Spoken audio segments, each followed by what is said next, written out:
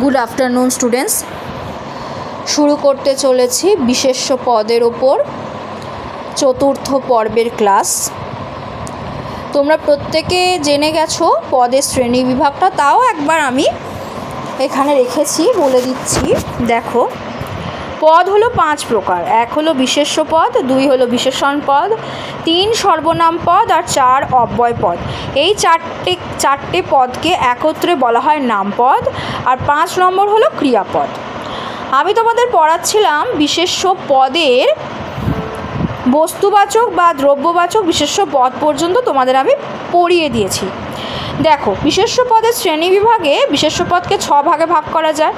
1 নামবাচক বা সংজ্ঞাবাচক বিশেষ্য পদ, 2 শ্রেণীবাচক বা জাতিবাচক বিশেষ্য পদ, 3 বস্তুবাচক বা দ্রব্যবাচক বিশেষ্য পদ, 4 সমষ্টিবাচক বিশেষ্য পদ, 5 ভাববাচক বা ক্রিয়াবাচক বিশেষ্য পদ, আর 6 হলো গুণবাচক বিশেষ্য পদ। এবার দেখো, আমি তোমাদের বস্তুবাচক বিশেষ্য পদ বা দ্রব্যবাচক বিশেষ্য পদ পর্যন্ত পড়িয়ে দিয়েছি। আজকে আমি 4 নম্বর বিশেষ্য পদটা পড়াবো, সমষ্টিবাচক বিশেষ্য পদ। দেখো, প্রথমে সংজ্ঞা জেনে নিতে হবে। 1 নম্বর সংজ্ঞা প্রথমে হলো বাক্যে যে বিশেষ্য পদগুলোর দ্বারা কোনো ব্যক্তি, বস্তু বা প্রাণীর সমষ্টিকে বোঝায় তাকে সমষ্টিবাচক বিশেষ্য পদ বলে। কেমন দেখো, কোনো একটা বাক্যের মধ্যে বিশেষ্য পদগুলোর দ্বারা কোনো একটা ব্যক্তি, যে কোনো ব্যক্তি বা কোনো বস্তু বা প্রাণীর সমষ্টিগত দিককে বোঝায়, অর্থাৎ সমষ্টিকে বোঝায়। যেমন সকলে, সবাই, সকলে মিলিয়া, এই ব্যাপারগুলো বোঝায়, সমষ্টিকে বোঝায়, একককে বোঝায় না, সমষ্টিকে বোঝায়, তাকে সমষ্টিবাচক বিশেষ্য পদ বলে। যেমন জনতা, সভা, সারি, তারপর গাছগুলো সারি, গাছের সারি, তাই তো, গাছের সারি, সভা সমিতি, জনতা মানে অনেক লোককে বলা হয় একত্রে জনতা, জনগণ। সমিতি, একজনকে নিয়ে তার সমিতি গড়ে ওঠে না, সকলকে নিয়ে যে সমিতি বা সংগঠন গড়ে ওঠে তাকে সমিতি বলে। দল, পাল, মিছিল, মিছিলে হাঁটা, অর্থাৎ এখানে অনেককে নিয়ে কিন্তু মিছিলে হাঁটা। কমিটি, বৃন্দ, ঝাঁক, গণ, এক ঝাঁক পায়রা। মিছিল বলতে সুভাষ মুখোপাধ্যায়ের মিছিল কবিতা মনে পড়ে যায়, তাই তো। গণ, বহর, বৃন্দ, রাশি, ফুলের রাশি, গুচ্ছ রাশি, এই যে রাশি, তাই তো, রাশি, সংঘ, গুচ্ছ ইত্যাদি। ঠিক আছে, উদাহরণ দেখো। 1 নম্বর, অনুষ্ঠানে সকল অভিভাবক বৃন্দের উপস্থিতি কাম্য। অভিভাবক, নিচে দাগ দিয়ে দেবে, এখান থেকে কোনটি বিশেষ্য পদ এবং কী জাতীয় বিশেষ্য পদ নির্ণয় করে দেখাও।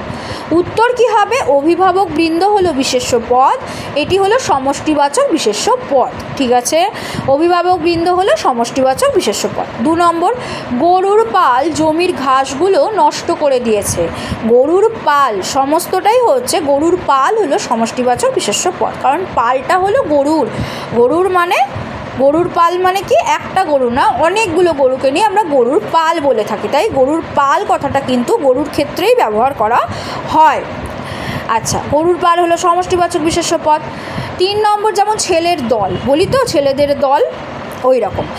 জনগণের ভোটে সরকার নির্বাচিত হয়। জনগণের ভোটে সরকার নির্বাচিত হয়। জনগণ, গণ কথাটা জনের সাথে যুক্ত হয়েছে, তাই জনগণ।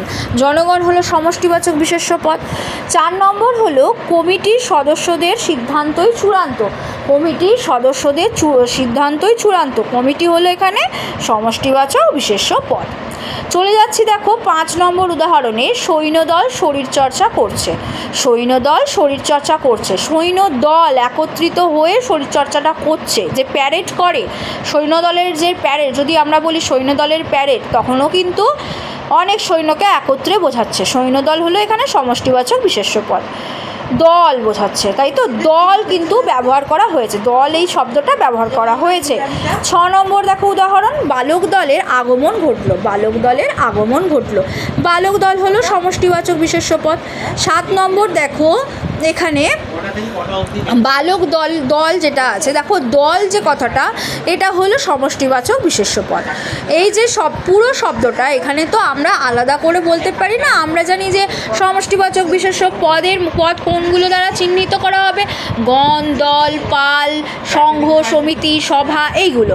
এবার কোনো একটা শব্দের সঙ্গে যুক্ত হয়েই তবে তো সেটা বাক্যে প্রয়োগ হবে, না হলে আমরা গণ বলে কি বলবো, আরে বাবা অভিভাবকগণ বা অভিভাবক বৃন্দ বললে তবে তো যুক্ত হবে। কি গণ বা কি জনগণ, অভিভাবক বৃন্দ, তবে তো।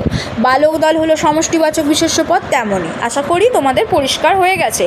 7 নম্বর, ডাক টিকিটের রাশি বড্ড ভালোবাসি। ডাক টিকিটের রাশি, রাশিটা কিসের? ডাক টিকিটের, তাহলে পুরোটাই হবে সমষ্টিবাচক বিশেষ্য পদ। 8 নম্বর দেখো, আমরা বেঁধেছি কাশের গুচ্ছ। কাশের গুচ্ছ, কাশফুলের গুচ্ছ, কাশের গুচ্ছ হলো সমষ্টিবাচক বিশেষ্য পদ। কাশের গুচ্ছ হলো সমষ্টিবাচক বিশেষ্য পদ, ঠিক আছে। তারপরে 9 নম্বর উদাহরণ দেখো, মহিলা সমিতি থেকে এই কাজ করা হয়েছে। মহিলা সমিতি থেকে এই কাজ করা হয়েছে। মহিলা সমিতি হলো সমষ্টিবাচক বিশেষ্য পদ। সমিতি, অনেকগুলো মহিলাকে নিয়ে মহিলা সমিতি গড়ে ওঠে, সে কারণে মহিলা সমিতি হলো সমষ্টিবাচক বিশেষ্য পদ।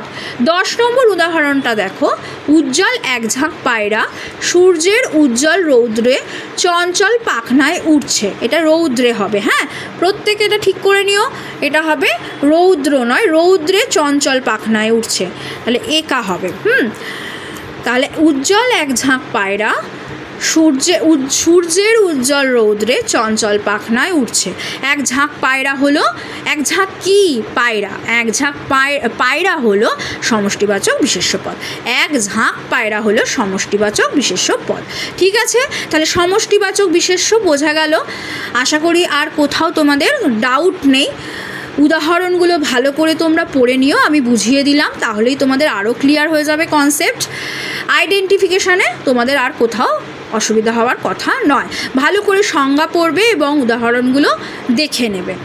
আর সব সময় ক্লাসের আগে সব সময় পদ যখন পড়বে, পদের কতগুলো প্রকার আছে সেইটা পড়বে, কি কি আছে সেই ভাগগুলো ভালো করে মনে রাখবে।